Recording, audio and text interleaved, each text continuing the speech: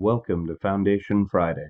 The dedication and covenant of silent unity was signed on December 7th, 1892 by Charles and Myrtle Fillmore, founders of the Unity movement. It is unlikely when they signed this covenant that they had any idea how far-reaching unity would be as it evolved into the church we know and love today. We invite you to join us as we explore and share some of the original ideas, teachings, and writings of the men and women who created the foundation of the Unity Church. Hi there. Thank you so much for joining us today for our Foundation Friday program. Today we are going back in time to study the teachings of Unity co-founder Myrtle Fillmore. We're going to take a look at the letters of Myrtle Fillmore published in 1936. And this is a series of correspondences that she had, although we don't have dates, on the topic of family and family matters. As I'm reading over these, I can't help but imagine her joy and excitement of an entire generation and generations to come being raised and taught the principles of unity, of love, and of a higher power. Okay, so here we go. Here's the first one. It is truly wonderful to have children and to be truly awake in caring for them, that they may grow up in health and poise and the assurance that they are God's and that all things needful come through them and to them. The first 5 or 6 years of an individual's life are very important. And to keep him healthy and happy and busy with suitable entertainment and work during that period means everything. He is truly laying his foundation and preparing his many faculties for the schoolwork and other activities that are to follow. Grown-ups and their children can do without homes of their own, without good furniture, without cars, without many of the luxuries that have grown to be everyday habits. But all of them, large or small, need time for quiet and for well-planned meals and for attention to the little things, little in themselves, but necessary to health. And it is a part of our daily study with the unity that helps and other good suggestions on every hand to gain the understanding and faith that makes these things possible. Okay, here's our next letter. Some way you have come to believe that a constant repetition of words representing truth is necessary in order to live as you should and to establish order in your affairs. In reality, the repetition of words, however true they are, cannot make things right if they are not right at the foundation. For example, you used to keep blessing and praising your husband and declaring guidance and prosperity for him, but he wasn't cooperating. And so there was only a condition of cross currents and a delusion of the personality resulting from personal assurances, without the inner confirmation of spirit and without the purposeful cooperation of all the faculties and powers in living the Christ life.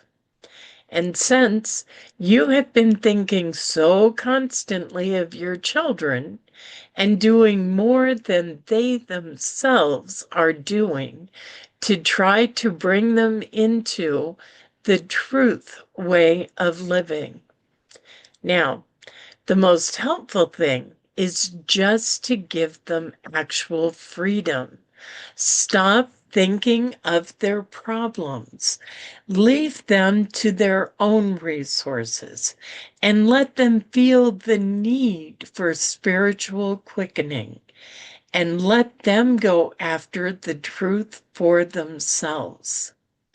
If it helps you to study and pray constantly, do it. But try to grasp the full value of each and every word. Speak it deliberately and with assurance, and then let it rest in the soil of your mind and in the elements of being from which it is to form blessings until it brings results. Don't keep repeating the word, assuming that it hasn't yet taken root. Busy yourself with doing what you can to make your own home attractive. That was kind of a different flavor, wasn't it? Okay, here's her next one. Certainly, you don't need to bother with the child's speech or the tendency you call stubbornness. My dear, he has a right to be stubborn. If others keep at him too persistently, he must release his own powers and be permitted to try them out unprompted much of the time. Too much attention and help and fretting, even silently, on the part of parents is responsible for the "I can't" habit. Suppose he doesn't do a thing as well as you could do it. That is no reason for your correcting him or showing him how to do it. Let him do it his way and discover later, by himself, that he could do it better and better until he perfects his expression. He will have much more interest in trying filings if you permit him more freedom in doing them alone.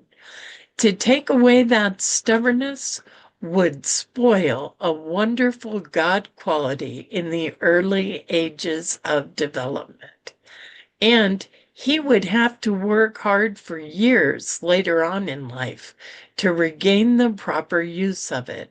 So don't try too hard to make your child just what you feel he should be. Let God, in the midst of him, interpret for him and bring forth his conception of this particular child of his. God knows best. Kind of wish my mom had gotten that letter. Okay, here's another one. You feel that you and your wife have not done your full parental duty. Well, who of us can say that he has? For that matter, we are all children, floundering in our immaturity, making mistakes, learning to love and forgive, looking to the Father, Mother of us for light and strength and training. Let's not condemn ourselves or resent it. If at times a dear one feels a spurt of ambition or anxiety, or fails to see things just as we do, let's endeavor to look through the veil of personality and see the Christ within, and trust this God self to come through gloriously. I want to add something to what you said of the past and the future. The past is what it is, but we do not often understand it and see it as it really is. The past recedes from us if we do not hug it to us, and the light that the changing perspective throws upon it makes it a pleasing background for present activities as we rise higher in consciousness. The whole is revealed as a wondrous picture of the soul's progress.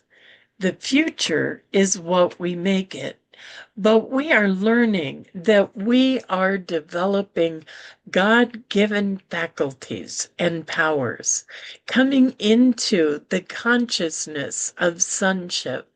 So after all, the future is in God's hands, and it will reveal in our life the state that Jesus called the kingdom of God, or the kingdom of the heavens.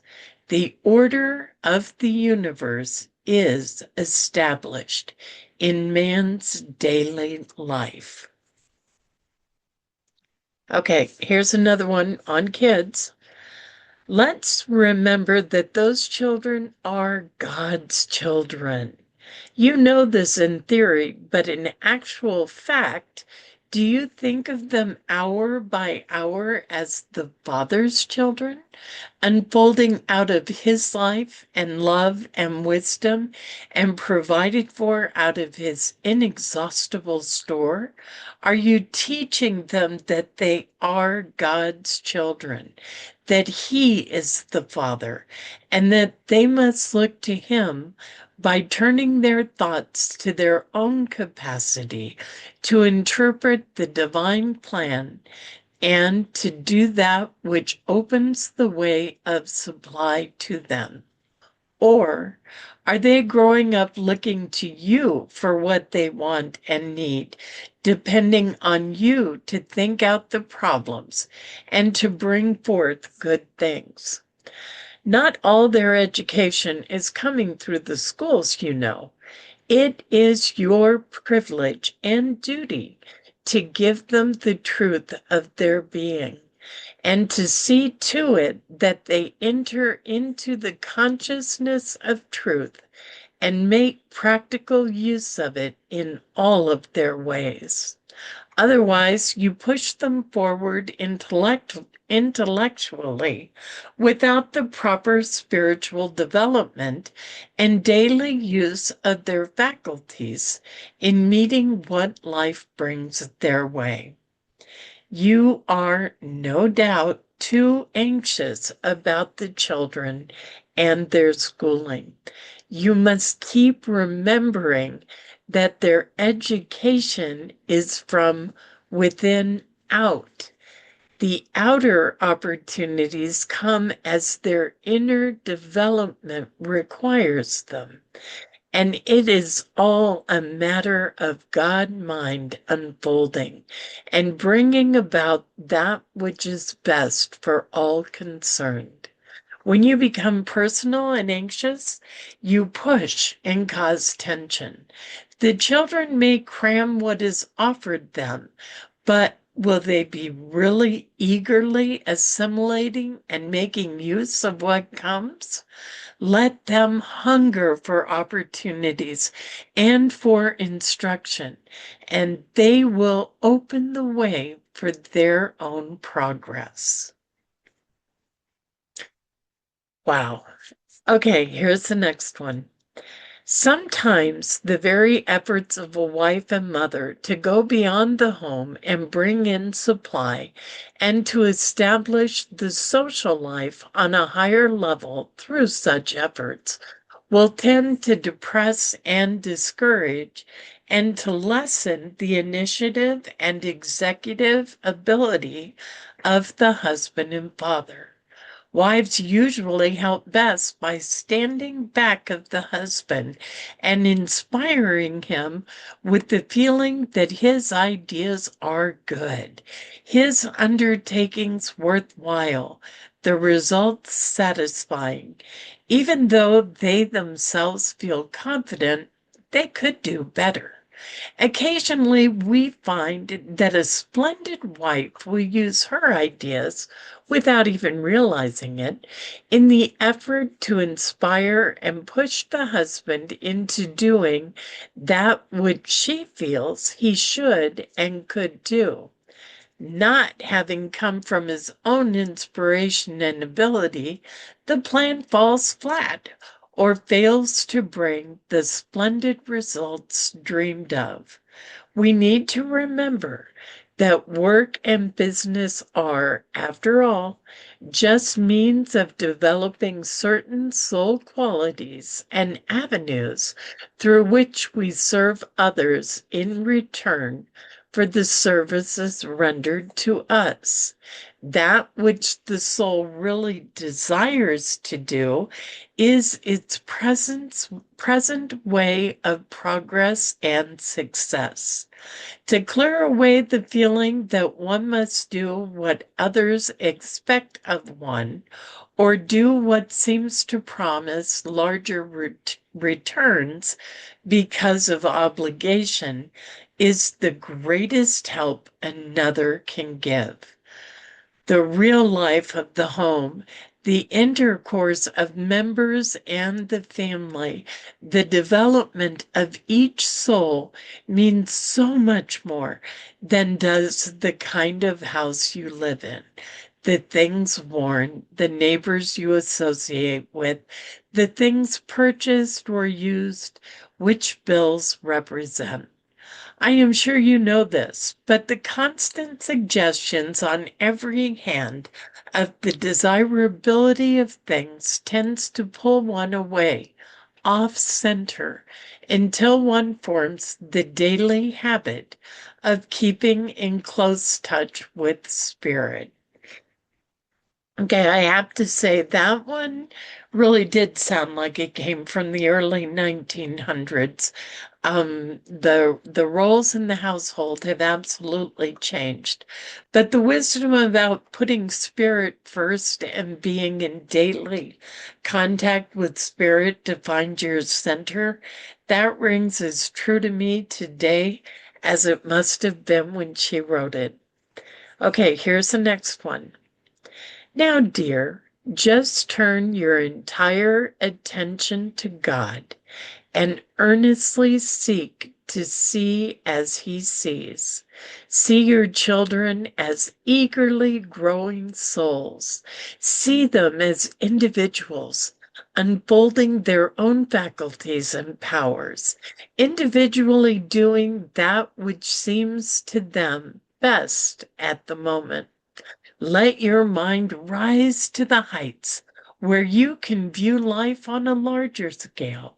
See these souls not bound by conventional millstones and others' opinions and their own immediate personal problems, but as sons of God, learning by experience and yearning and by inspiration the way of truth in life. Forget the present in the eternal. Rejoice that all God's children are coming to know His plan of life.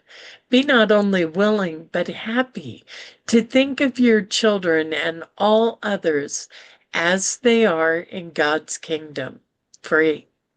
Free to live life as they see it, free to change where they feel they have made mistakes or where the present mode of living seems to depress or hinder progress, free to stand for their highest ideals, assured of blessings from others. Okay, so that's our offerings today from the letters of Myrtle Fillmore. I found a real glimpse into Myrtle as a person, her faith, her love, her faith in children, and her willingness to reach out and help others. I hope you enjoyed these letters as well. Please, if you feel moved to, leave us a comment and we will read and reply to it. Let us know what you want to hear, what you liked, what you didn't like. Because truly, you matter. You are sacred. And you are so, so very loved. Namaste. Thank you for joining us, and let's stay connected and grow in spirit. We are on Facebook. Search for Unity Church of El Cajon and follow us and like our posts. You can reach us on YouTube at Unity Church of El Cajon. Please subscribe to our channel, watch our videos, and leave comments which can help us improve. We are on the web at unityofelcajon.org. Email or call our church office to receive our weekly newsletters, which lists all of our activities and opportunities to learn and grow together.